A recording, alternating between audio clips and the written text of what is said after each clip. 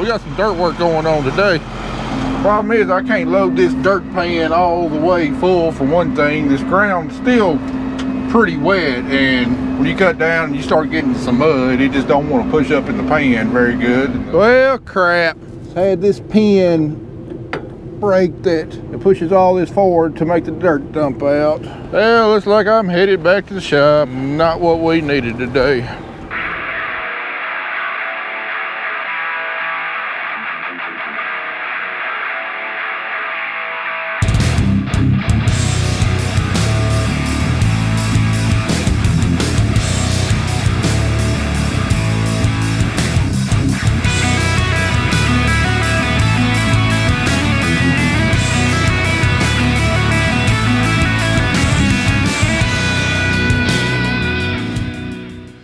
Alright, so we got the broken pin out. Went to town, got a new hitch pin, 1.25 inches. That's what that size hole takes. Found out this is about the strongest thing for this type of application. It's actually not a great design because you can tell these cylinders are completely vertical. So when you want to dump this, these cylinders, I mean, immediately they start pushing down before they tilt forward, and that's what leads to this pin doing that. So probably this summer we're going to take it to the machine shop and have them move these pivots on these cylinders out this way. That way they've got a, so that way they're tilted forward, and then put all that downward pressure initially to push the ejector forward. So got to cut the handle off this right here and drill another hole up here for the bolts to go through to hold it in place. Then we'll have to get our torch out and straighten these two tabs up right there, and then hopefully everything will line up and be able to get the pin in anyway.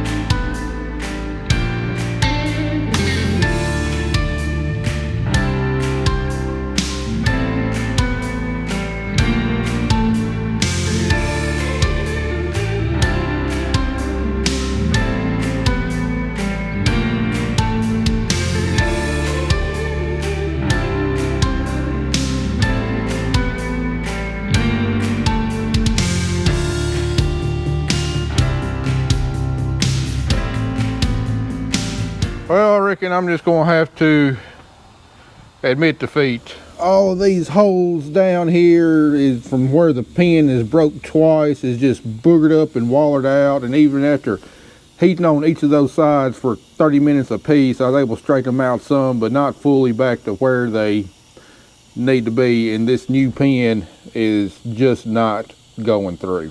So I mean, this whole back end is going to have to go to the fab shop and get completely reworked again. So right now I got to call in to one of my neighbors, see if maybe I can borrow one of their dirt pans. I got about a day, maybe a day and a half's worth of work left that I would like to do, that I would like to get done this year. None of it is imperative and critical. I just like to get it done. You know, just a few problems there in the field. We got the biggest part of the dirt work, the more serious stuff, we've already got it done and out of the way. So I mean, we can go plant if we need to. It sucks because I got a couple of days here. I'd like to get this done, get some of these problems in the fields fixed, but it's not going to happen with this machine. So I reckon I'm gonna wait to hear back from my neighbor, see if I don't know if they're using their dirt pan or not. He's checking to see if they got all their work done and going to holler back at me. All right, great news. My neighbor on the other side of Humboldt said that they got one 12-yard pan they're not using. I could come grab it if I wanted to. However, it's one of those drawbar type pans. It's not a dolly pan like what I've got. I've never hooked up to one, so not sure what all is going to be involved. So Zach's following me along with the service truck, and hopefully we have everything we need to hook this pan, bring it back, and get started on some dirt work tomorrow. Tell you what, today has been one of those miserable days where you kind of wonder why you ever got out of bed. We've gotten literally nothing done today, nothing at all, and we've worked hard all day and don't have a thing to show for it. Oh well, you always get days like this in farming. Well, it's a quick trip at 31 miles an hour. There we are, pulling up to the farm.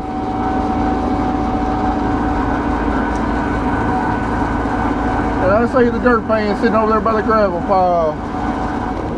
Well, there she is. Finally got her hooked up. We had to do some fabricating on the drawbar because the drawbar they had on there is made to go on a Magnum tractor, and it's a little different design than what this one is. But after a little bit of cutting and welding and a lot of struggling and heavy lifting, we pulling it out of the yard. I'm gonna put this thing into the wind getting home and see what she'll do tomorrow morning. Things starting to seem a little bit greener every day. Looky here, looky here. This is what we picked up last night. Got a Reynolds, I believe 12-yard scraper. Boy, she's a beauty.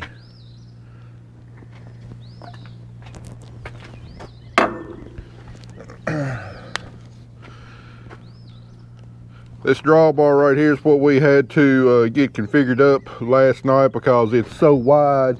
My bolts that normally keep it from sliding back and forth, it wouldn't work with there. And we had to weld some wedges on either side of the drawbar and get them ground down to size to keep the drawbar from sliding back and forth and potentially ripping out the rear end. Well, this sucker is a heavy built scraper right here. It's got a lot wider cut than what mine does. It doesn't have as much capacity, but I never could fill mine up all the way anyway. But this one should work a lot better than mine because it doesn't have a dolly wheel on the front. That means all the weight of the dirt as you're scraping forces down on the toolbar, which forces down on your rear tires, which gives you more traction. So hopefully we got a chance of actually filling this thing all the way up. So anyway, going to check the air pressure in the tires and shoot some grease in her, and we're going to get to the field. All right, here we are where my dirt pan broke the other day. We got most of this done before the pan broke. It just needs a little bit of shaping up and a little bit of grading, and I think it should be good to go. So, never run one of these types of scrapers before, so hopefully it doesn't take long to get a feel for it, because if you're not good with the fine controlling of it, you can really dig down and gouge, and then you got a hole that you got to try and fill in. If you don't get it done right, then you're going to have a mud hole. So real critical to, to have real fine control on these so you can cut a real nice level grade going down through the field. So let's give it a shot. All right, we're going to go down here to where the water drains and then work our way back up, because if I'm gonna gouge it, I'd rather do it down here at the far end rather than the upper end. See how well this thing pulls too, considering it's putting all this extra weight on my drawbar and the rear tires.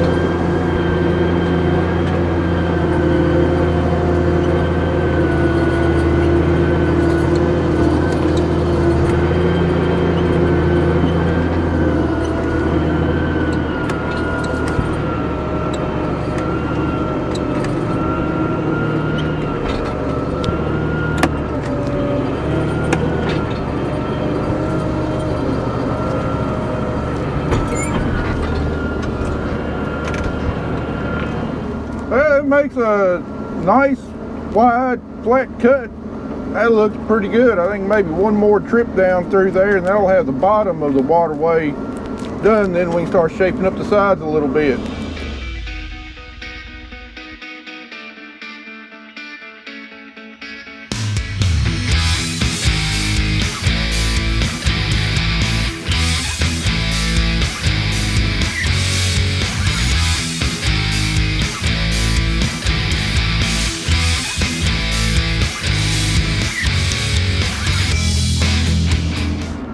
Tell you one thing for sure, all that weight on the drawbar sure is making my front end light. Definitely noticing that it don't steer as well when you're trying to pull up out of the cut with a heavy load there.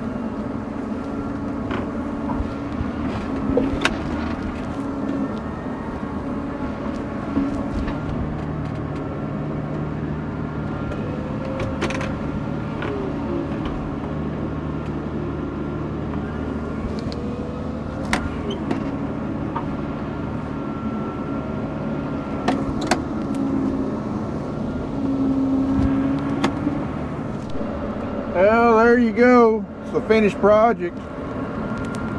Dang, that looks pretty dang good if I do say so myself. I'm kind of liking this thing behind me. Alright, back out here today. Got changed over to potash this morning. It wasn't real fun to be around or listen to on camera yesterday afternoon. I'm chasing electrical problems all afternoon trying to get the rest of the DAP spread. It took me like 11 hours to spread 4.5 tons of DAP. So I wasn't too pleasant to be around. Regardless, we got it done last night. We got changed over to potash. And I'm getting that spread this morning. Matt is right behind me with the dirt pan, going through, fixing washes, fixing problem spots we have out in the field. So we've got Kelly on the tender truck, gonna run potash back and forth for me today. God, I hate running wads. This thing dances around everywhere. But yeah, that's what we're working on. First Saturday of the year for field work. So we know that planting is getting close. Anyways, we'll check back in through the day, see how potash is going. It's surely got to go better than spreading that stupid DAP yesterday. Hopefully I got all the electrical kinks worked out. Anyways, gonna get back after it. Well, I know I talked a lot in past videos about what our plan was this year dealing with these record high fertilizer prices and what we're going to try and do, and basically it boiled down to what we were going to be able to get as far as chicken litter. The demand for manures, especially chicken litter, really goes up whenever you got real high fertilizer prices, because it makes a lot more sense economically. And we have to haul ours down from Kentucky because the chicken barns around here are not quite up to production yet on chicken litter. And when you get high fertilizer prices like this, a lot of that litter tends to stay local rather than hauling it all the way down here. But back there in late February, early March, I thought I had secured all the litter we needed, which is about 1,500 tons of chicken litter. And they started hauling in and got about 460 tons hauled in, close to a third of what it needed. And then the barns that the chicken litter was coming from got hit by avian flu virus. And anyway, that avian flu virus is an extremely serious disease in any kind of birds, and you get lots and lots of birds confined into one house. It can spread like wildfire, and wound up the whole facility where my litter was coming from. Had to completely quarantine it.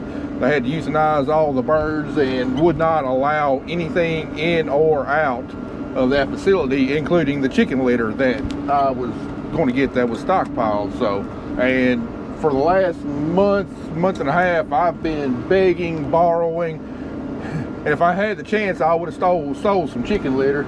but I was finally able to come up with another source of chicken litter, and it looks like I'll probably have at least enough to do the rest of my corn ground. I don't know about my cotton ground. Of course, my corn ground is going to be planted first. My cotton ground won't be planted until May, and hopefully by then, that place where I had my litter stockpiled, hopefully by then the quarantine will be lifted and I'll be able to get the rest of my litter what I need from up there. So anyway, yesterday they started hauling back in on me, and they're busy hauling again today. And you know, that's one reason that we really held off on applying fertilizer right now, because we've aerated all of our fertilizer, but how much fertilizer we were going to need to put out was going to be dependent on whether we could get the chicken litter or not to be able to get the correct nutrients. So I feel pretty confident we're going to get what we need now, and that's why Zach's starting to fertilize today, because we're going to use the prescriptions that were based upon having the chicken litter applied. I'm really thankful we're getting this in, because you know, just like I stated in last harvest videos, you know, we're starting to see some really significant differences in yield where we have applied it and where we're not able to apply it. And it's pretty much the way any kind of manure works. It's kind of a cumulative effect. You don't get the complete response in year one because it takes longer to decompose in soil and make the nutrients available. But all right, project number 2 done. This was a terrace that was filled in and cut over real bad in there, and built it up a few feet and graded it out. I think that one worked pretty good. It's a heck of a lot smoother than it was. We're mowing the projects down with this thing. I might just have to call Brandon and see what it would take to keep this thing on my farm. The way he talks about it, though, I really have my doubts that he wants to sell it. Well, Zach's running on along pretty good.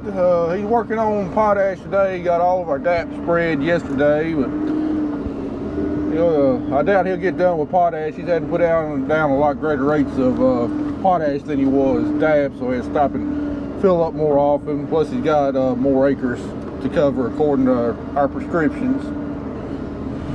All right, laying it down 60 foot at a time, down to the last 91 acres. And finally on a farm where I can open it up to about 13 miles an hour and not have to slow down, turn around, slow down, turn around, dodge this armadillo hole. Hey, watch out for this silt basin. Just some straight, long rows. Anyways, we're over on the Smith farm. I'm finishing up. Kelly's bringing me the last of my fertilizer. I think Pat's about to call it a day on the dirt pan. And I'm gonna get this last, well, 76 acres now. I ran further than I thought I had. 76 acres done, and all of the starter fertilizer, minus the chicken litter, which is finally getting delivered, will be applied to all the corn ground. So then next up will be putting corn in the ground. So anyways, not much excitement. Actually ran smooth today, so just farming. All right, well, the sun is set on another day. We had a heck of a day running this big pan back here. I reckon I got maybe about a half a day more. Hopefully get wrapped up on it by noon or a little after lunch tomorrow. Then get started on smoothing some fields up. So I want to give a shout out to Pat and Brandon Moore for letting me borrow this pan. They really saved my bacon on getting this dirt work done, because otherwise it would not have gotten done. I want to give a huge thanks to Daryl, who works for him, because without his help, ain't no way we'd have gotten that thing hooked up last night. So I really appreciate him hanging around late last night and giving us a hand. So I don't know if Pat and Brandon watch this. I know Brandon's son Bradley might see this. So Bradley, be sure to tell your dad a big old thanks from me. I really appreciate it. Anything I can ever do for y'all in the future, y'all don't hesitate to call. Well, it looks like my chariot awaits me. Kelly came over here in the fertilizer tender truck to pick me up. She just got Zach filled up for the last time today. I think Zach's going to stay out a little later tonight and try and get the rest of that fertilizer finished up, so they don't have to work on Sunday tomorrow. Well, I'm out here getting the rest of this dirt work done. Let's see if we can get her to poke her head out.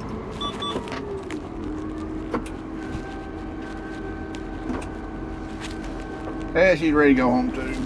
Well guys, I'm gonna call it a wrap on this video, but be sure to stay tuned to my next video because you're gonna see us do something in that video that we hardly ever do.